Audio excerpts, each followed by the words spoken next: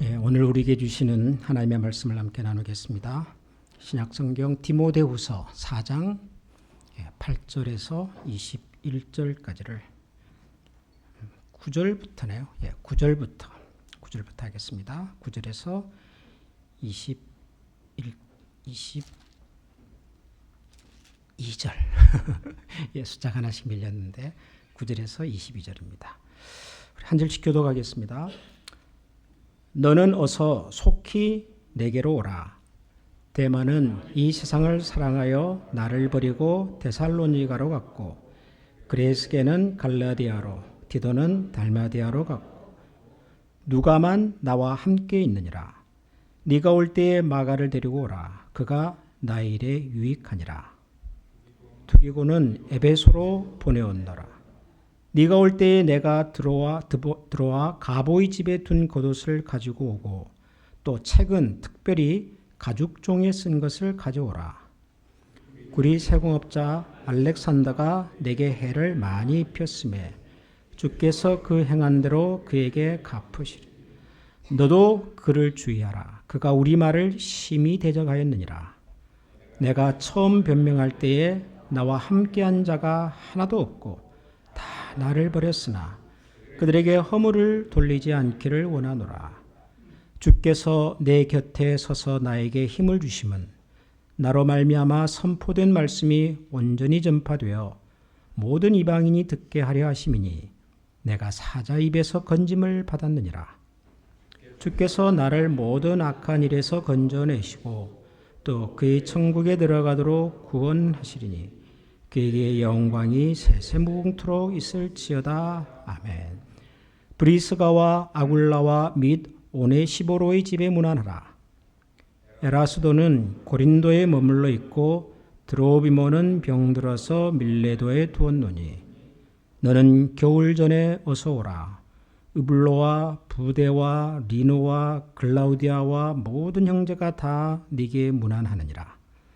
나는 주께서 내 심령에 함께 계시기를 바라노니 은혜가 너희와 함께 있을지어다. 아멘.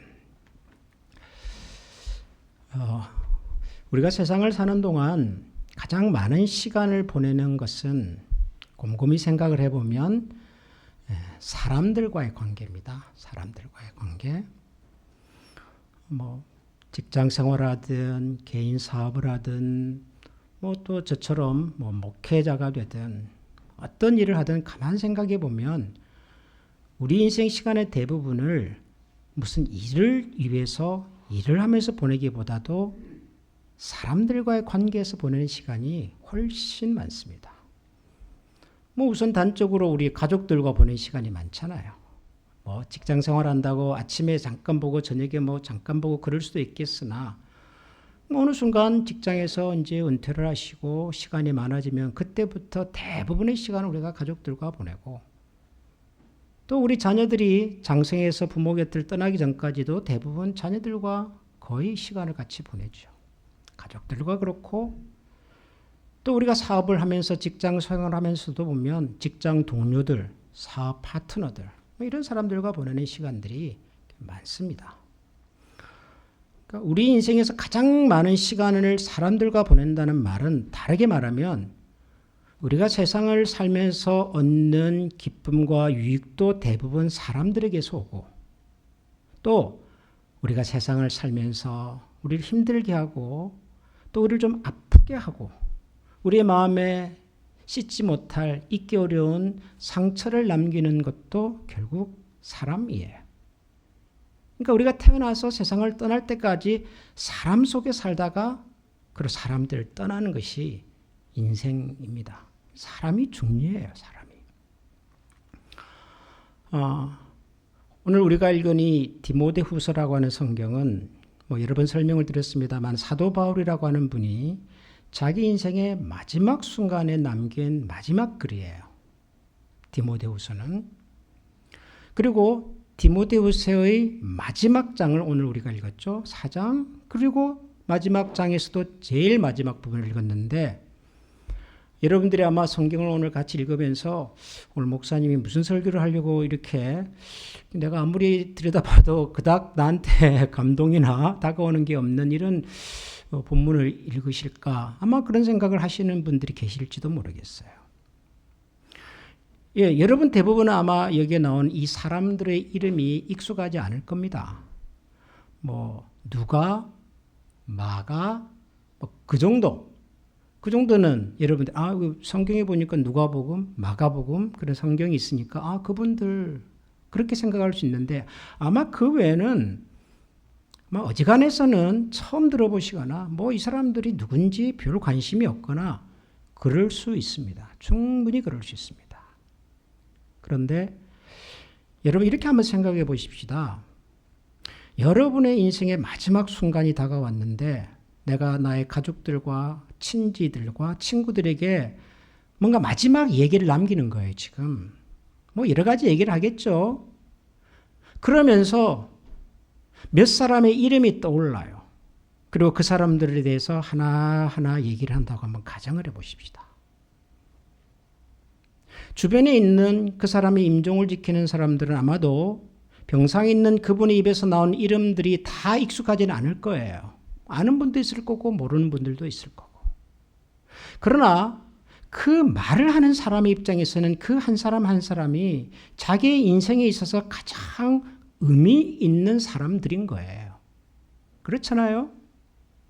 내가 이제 눈을 감고 세상을 떠나는 그 직전에 내 머릿속에 떠올랐던 사람들의 이름이 있다면 그 이름은 적어도 그 사람한테는 그게 뭐 긍정적이든 부정적이든 어떤 방법으로든지 굉장히 오래 깊게 남은 이름일 가능성이 많아요.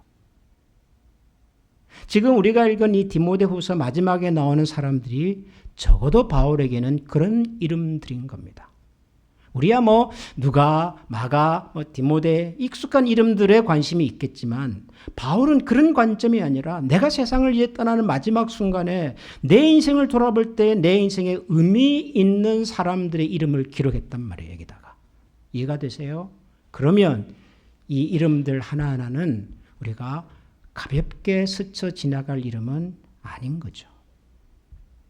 바울이라는 사람을 설명할 때 필요한 이름이고 어쩌면 바울이라는 사람의 인생을 만들어낸 사람들의 이름일 수도 있어요.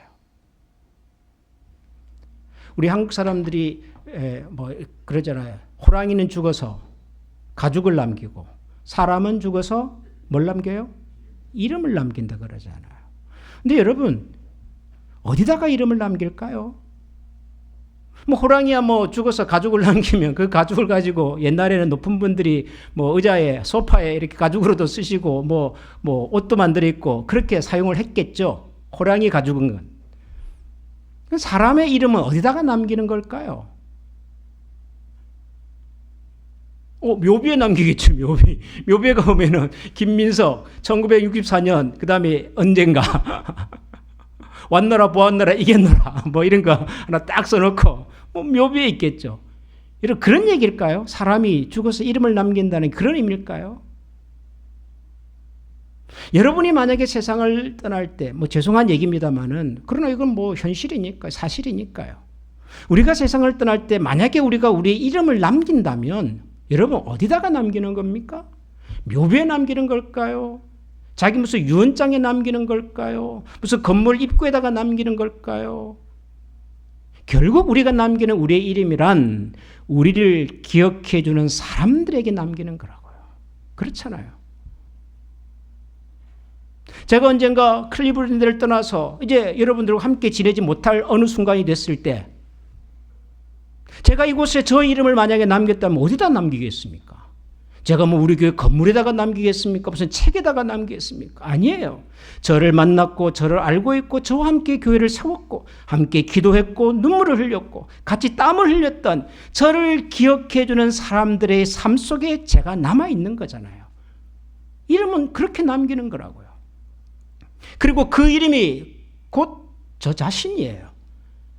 제가 이곳에서 어떤 인생을 살았는지, 제가 우리 클리블랜드 한미장로교회 와서 제가 어떤 목회를 하면서 지냈는지는 뭐 얼마나 큰 교회를 세웠고 얼마나 많은 사람들을 모아놓고 뭐 얼마나 빵빵한 그런 무슨 뭐 교회를 만들었고가 아니라 저를 알고 저를 기억하고 있는 사람들 속에 남아있는 그 이름, 그게 바로 제 인생인 거죠.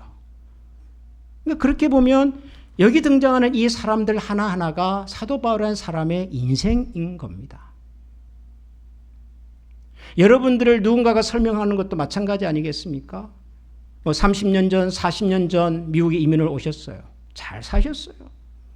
사업을 나름대로 잘 하셨고 자녀들도 잘 컸고 어느 때가 되어서 사업도 이제 그만두시고 아이들은 다 장성해서 자기들 나름대로 인생을 살아가고 그런 때가 되었을 때 나라는 사람의 인생을 뭘 갖고 설명할까요?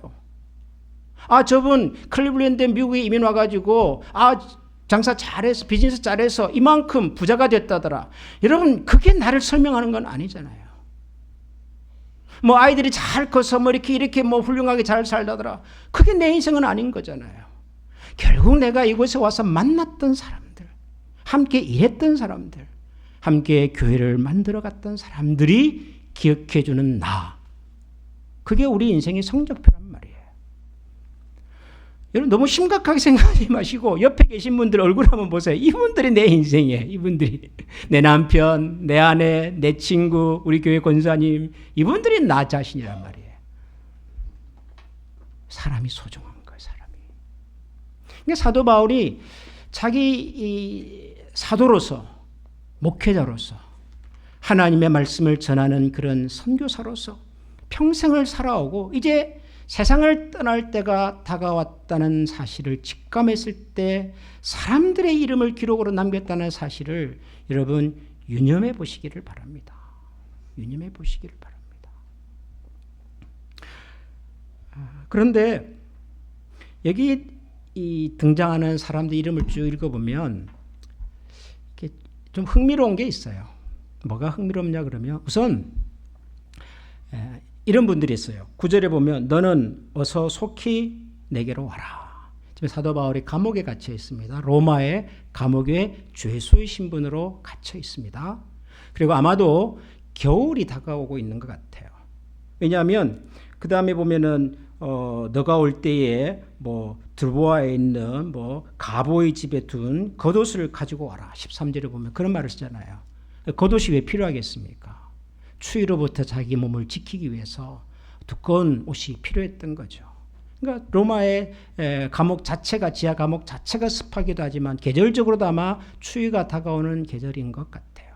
감옥의 죄수로서 그리고 추위가 다가오는 이 환경 속에서 편지를 썼는데 누군가에게 이렇게 말을 했어요. 너는 어서 속히 내게로 와라. 빨리 좀 와다오. 누구죠 이 사람은? 이 디모데 후서라는 성경을 편지를 받는 사람, 장본인 디모데죠. 디모데. 사도 바울이 디모데를 그리워하고 있구나. 보고 싶어 하는구나. 디모데야 속히 좀 와다오. 그리고 네가 올 때 내가 누구누구 집에 맡겨놨던 그 겉옷을 좀 가지고 와주면 좋겠다. 올 때 성경도 좀 같이 가지고 와줘. 보고 싶은 사람이 있어요. 보고 싶은 사람. 또 11절에 보면 누가만 나와 함께 있느니라. 누가가 같이 있대요. 지금 사도 바울이 로마의 죄수로 있는데 외롭게 있는데 누가라고 하는 사람이 그 곁에 있는 거예요. 뭐 감옥에 같은 죄수로 있다는 말이 아니라 로마에 함께 있으면서 아마도 바울을 돌아보고 뭐 면회도 하고 그랬던 것 같아요. 여러분 누가 아십니까? 누가? 누가가 누구죠? 누가가 누가입니다. 누가는 누가복음을 기록한 누가, 의사 누가잖아요. 그러니까 아마 사도 바울의 노년에 병도 들고 아프고 힘들었을 때 의사였던 누가가 끝까지 남아서 사도 바울을 돌봐줬던 것 같아요. 누가가 있다. 그렇게 얘기를 해요. 또 마가를 좀 데려와 다오. 그런 말도 해요. 네가 올 때 마가를 데리고 와라. 그가 나 일에 유익하다. 그러니까 지금 사도 바울이 소개하는 이 사람들 중에는 보고 싶은 사람이 있어요. 지금 내 곁에서 나에게 힘이 되고 위로가 되는 사람도 있고 같이 있지는 않지만 같이 그 얼굴을 한번 꼭 보면 좋겠다. 이런 사람도 있어요. 나중에 끝에 보면 뭐 브리스가와 아굴라, 오네시보의 집에도 좀 문안을 해다오. 인사를 전하고 싶은 사람도 있어요. 이런 사람들 어떤 사람들일까요? 다 사도 바울에게 뭔가 힘이 되고 위로가 되고 도움이 되고 그랬던 사람들 같아요. 이런 사람들 당연히 있겠죠. 그런데 제가 흥미롭다고 말하는 이유는 그렇지 않은 사람들의 이름도 있더라는 거예요. 여러분 보세요. 10절 보면은 데마는 세상을 사랑하여 나를 버리고 데살로니가로 갔다 그래요. 데마라는 사람이 있어요. 데마는 세상을 사랑하여 나를 버리고 데살로니가로 갔대요. 나를 버리고 데살로니가로 갔다 이 말 속에는 아마 처음에는 사도 바울과 같이 같은 생각을 가지고 같은 뜻을 품고 로마로 왔던 것 같아요. 데마라는 사람과 함께 왔던 것 같아요. 근데 사도 바울이 이제 로마에서 죄수가 되고 감옥에 갇히는 신세가 됐잖아요. 사도 바울이 로마에 갇힌 이유는 그가 황제를 숭배하는 것을 거부했다라고 하는 죄명이에요. 그러니까 반국가 세력인 거죠. 요즘식으로 말하면 정부를 전복하려고 하는 불순한 의도를 갖고 있는, 그 당시 예수 믿는 사람들이 그렇게 로마 제국에서 그런 죄수로 낙인이 찍혔단 말이죠. 처음에 올 때는 복음을 전하기 위해서 같이 왔는데 힘써 복음도 전하고 하다가 사도 바울이 감옥에 갇히는 거예요. 로마라고 하는 이 도시 속에서 그리스도인들에 대한 분위기가 굉장히 험악하고 살벌해지는 거죠. 더 이상 복음을 전하는 일도 교회를 섬기는 것도 힘들어지고 있었던 거죠. 그런 상황 속에서 바울은 감옥에 갇혀버렸어요. 그때 데마가 취한 행동이 사도 바울을 버리고 데살로니가로 가버렸대요. 그러면 여러분 이 데마라는 사람이 그려지세요? 처음부터 나쁜 사람이 아니에요. 처음부터 사도 바울을 대적하는 사람이 아니에요. 같은 뜻을 품었어요. 같은 생각을 가지고 같이 시작을 했어요. 같이 시작을 했는데 어느 순간 어려움이 찾아오고 고난이 찾아오고 그리고 바울이 감옥에 갇히는 상황이 되니까 그냥 바울 곁을 떠나버린 거예요. 뭐가 좋아서? 세상이 좋아서. 함께 이민 생활을 시작하면서 처음에 같이 고백했던 친구들이 있잖아요. 우리가 같이 눈물을 흘리고 같이 사업을 일구고 같이 교회를 세우고 우리가 그랬던 사람들이 있잖아요. 그런데 그중에 어떤 사람들이 여기서의 일이 너무 힘들고 어려워서 함께 교회를 세우고 눈물을 흘리고 헌신하는 것이 너무 부담스러워서 떠나버린 거예요. 우리 곁을 떠나버린 거예요. 데마는 지금 그런 사람인 거죠. 그런데 그런 사람을 지금 사도 바울이 이름을 기억하고 있다는 거예요. 원한이 남아서 그랬을까요? 억울해서 그랬을까요? 아니죠. 그랬던 데마조차도 내 인생의 한 부분인 거예요. 내 인생의 한 부분.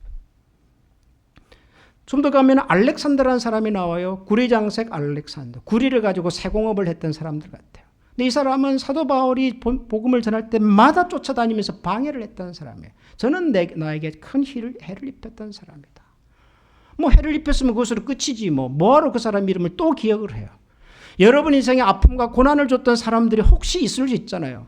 여러분 인생의 마지막 순간에 굳이 그 사람들 이름을 기억할 필요는 뭐가 있어요?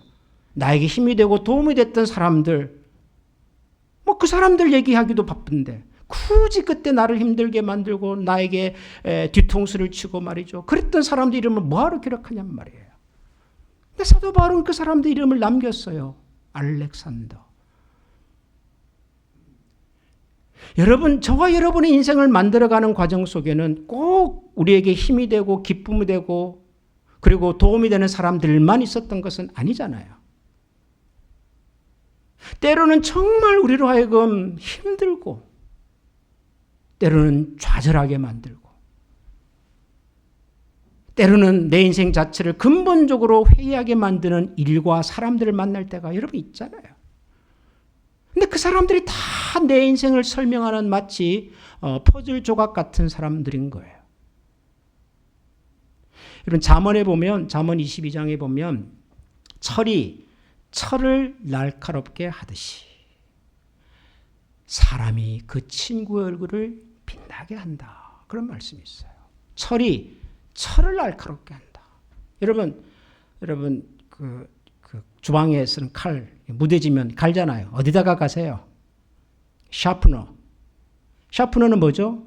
그것도 쇠예요, 쇠. 그죠? 칼을 날카롭게 하려면 또 다른 날카로운 강한 그런 쇠에다가 넣고 가는 거예요. 숯들에다 놓고 가는 거예요. 갈아야 날카로워지는 거예요. 갈아야. 내 몸의 한 부석이 조각이 나고 부서지고 떨어져 나가면서 내 삶이 더 날카로워지는 거라고요. 우리의 인생도 그래요. 저와 여러분이 지금의 이 모습으로 오기까지 내 주변에 항상 나에게 힘이 되고 위로가 되고 기쁨이 되는 사람들만 있었던 것은 아니에요.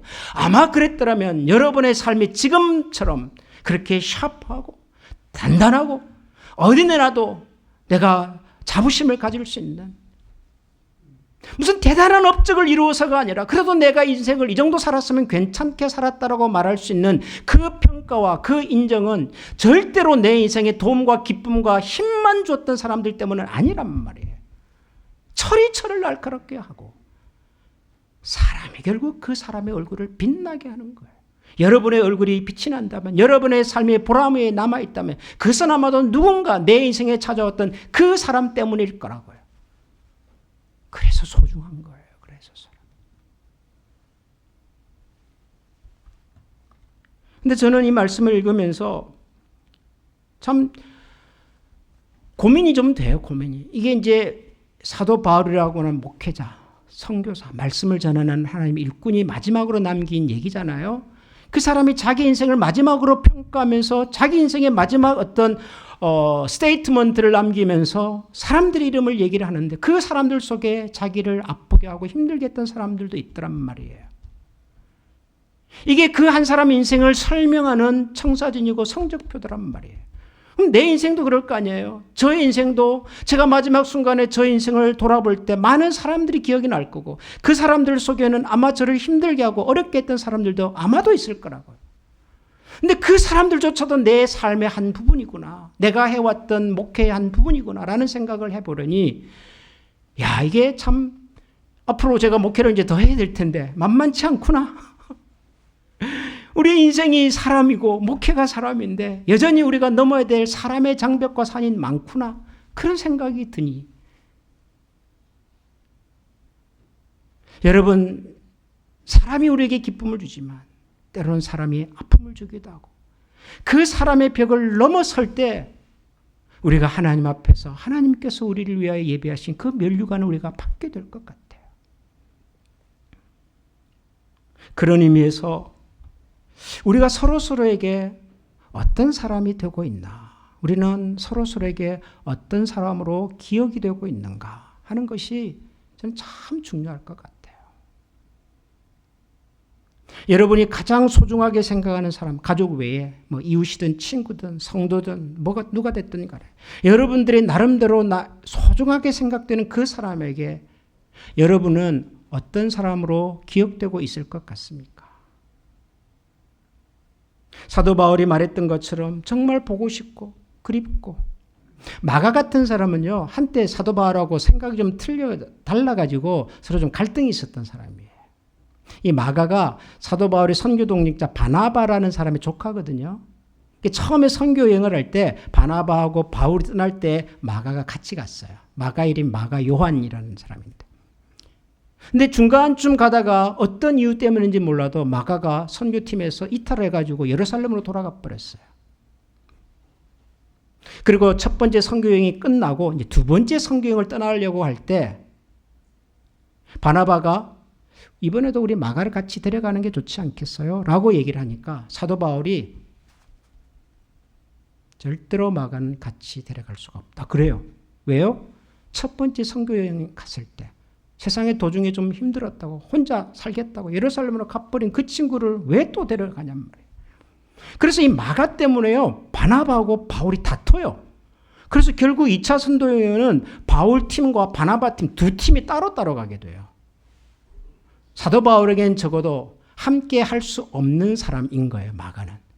사역을 같이 해봤지만 우리에게 도움이 안 되는 사람으로 낙인이 찍혀 있었던 사람인 거죠. 절대로 관계가 좋지가 않았겠죠. 그런 마가를 지금 이 사도 바울은 자기 인생의 마지막 순간에 떠올리고 있고 그리워하고 있고 얼굴을 한번 보고 싶다고 말해요. 관계의 회복을 만들어내는 거예요. 마지막 순간에. 우리가 세상을 살면서 누군가의 관계가 흐트러질 때가 있지만 그럼에도 불구하고 끝까지 흐트러진 관계를 끝내지 않으려고 하는 의지가 저는 중요하다고 봐요. 어떤 방법으로든지 하나님께서 우리 가운데 화평의 영으로 오셨으니, 평강의 왕으로 오셨으니 평화를 만들어낼 수 있도록 관계의 회복을 위해서 노력하는 사람, 저는 그 사람이 그리스도인 같아요. 그게 되든 안 되든과 상관없이 그러려고 노력해보는 사람들일 것 같아요. 사도 바울이 지금 그러고 있단 말이에요. 여러분, 우리가 서로에게 어떤 사람으로 기억이 될까요? 정말 기억이 되고 있는 사람입니까? 보고 싶은 사람입니까? 그 사람이 힘들어할 때 끝까지 남아서 그 손을 붙잡아주고 있는 사람입니까? 아니면 세상이 좋아서, 뭔가가 더 좋아서 세상으로 떠나버린 그 누군가 중에 한 사람인지. 사랑하는 우리 한미교회 성도 여러분, 저는 우리가 서로에게 그리워지는 사람,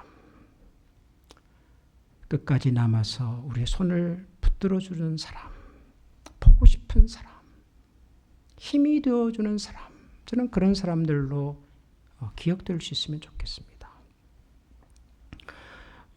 우리 교회 한 1년 같이 계시다가 최근에 이제 유타로 떠나신 박태환 형제 가정이 이제 잘 도착했다고 연락이 왔어요. 가족이 잘 도착을 했고, 그러면서 이런 글을 남겼어요. 너무 좋은 교회를 떠나게 돼서 마음이 많이 아프고 눈시울이 붉어졌습니다. 그런 표현을 써놨어요. 뭐 1년도 되지도 않은 짧은 시간이지만 누군가가 우리 교회를 그렇게 기억해 준다는 것이 전 너무 고마운 거예요. 너무. 그게 아마 우리 교회, 한미교회일 거라고 저는 생각을 합니다. 누군가가 우리를 기억할 때 헤어지는 것이 아쉬워서, 떠나는 것이 아쉬워서 마음이 무겁고 눈시울이 붉어집니다. 그게 바로 우리 자신 아니겠습니까? 사랑하는 우리 한미 가족 여러분, 우리가 서로에게 이런 사람들로 기억될 수 있도록 지금 우리 곁에 있는 이분들을 소중히 여기고 끝까지 남아서 그분들의 힘이 되어주시고 위로가 되어주시고, 그래서 먼 훗날 하나님 앞에 섰을 때 서로가 서로의 얼굴을 빛나게 해주는 사람들로 기억되는 그런 우리 모두가 될 수 있기를 주님의 이름으로 축원합니다. 이 시간 한번 우리 같이 기도하십시다. 여러분께서 여기까지 살아오시는 동안 만났던 수많은 사람들 중에서 여러분 이 시간 혹시 머릿속에 떠오르는 고마운 사람, 보고 싶은 사람, 힘이 되어주었던 사람, 내가 가장 힘들고 외로울 때 나에게 위로의 말을 건네주었던 사람, 혹시 그런 분들이 기억이 나신다면 우리 시간 그분들을 기억하며 잠깐 기도하십시다. 우리의 인생에 이렇게 소중한 분을 이웃과 친구로 만나게 해주신 하나님 감사합니다. 저들의 걸음과 남은 삶을 축복해 주시고 우리의 새로운 만남이 하나님의 나라에서 별처럼 빛나게 해주십시오. 우리 그렇게 기도하시고요. 혹시라도 여러분의 마음속에 무거운 짐으로, 아픔으로, 상처로 남아있는 사람들이 있다면 이 시간 예수 그리스도의 이름으로 우리 마음속에 남아있는 이 상처가 회복이 되고 그들 가슴속에 남아있을 상처도 하나님께서 고쳐주시고, 그래야 하나님의 은혜와 회복의 평강의 능력이 나타날 수 있도록 지금 우리 곁에는 있지 않지만 우리 그 영혼들을 위해서도 이 시간 한번 축복하며 기도하면 좋겠습니다. 우리 다 같이 한번 마음을 모아 기도합니다. 하나님 아버지 감사합니다. 소망의 하나님 감사합니다. 하나님 모습을 보아서 그 하나님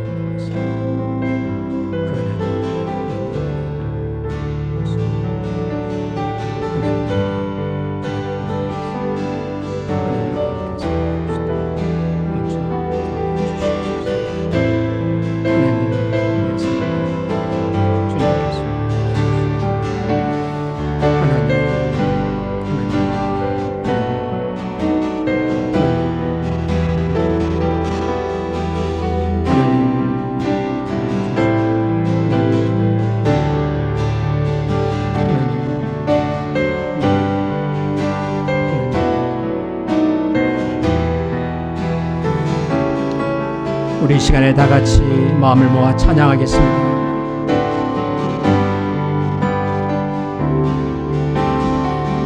이 땅의 황무함을 보소서. 하늘의 하나님 긍휼을 베푸시는 주여, 우리의 죄악 용서하소서.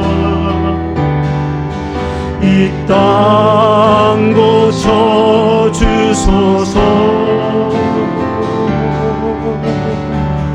이제 우리 모두 하나 되어 이 땅에 무너진 기초를 다시 쌓을 때 우리의 우상들을 태우시 성령의 불 임하소서. 주님의 불길 타오르게 하소서. 진리의 말씀 이 땅 새롭게 하소서. 지금의 강물 흐르게 하소서. 성령의 바람 이제 불어와 주의 영광 가득한 새날 주소서. 주님 나라 이 땅에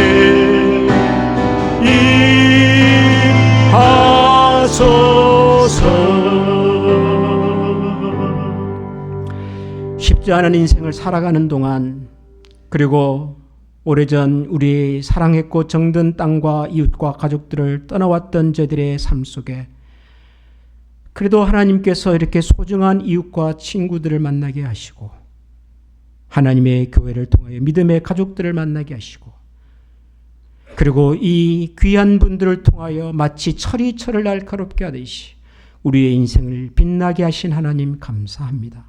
그 한 분 한 분이 다 우리 삶의 흔적이고 우리 인생의 성적표고 우리가 마지막까지 기억해야 될 이름인 것을 기억하고 오늘도 우리에게 허락하신 우리의 가족과 성도들과 이웃과 친구들을 주 앞에서 소중히 여기며 주님의 이름으로 축복하며 함께 하나님의 나라를 세워가는 일의 동력자로 살아가기를 원하는 모든 주의 백성들 머리 위에 우리 주 예수 그리스도의 은혜와 하나님의 사랑과 성령의 교통하시는 은총이 영원토록 함께 계시기를 축원하옵나이다. 아멘.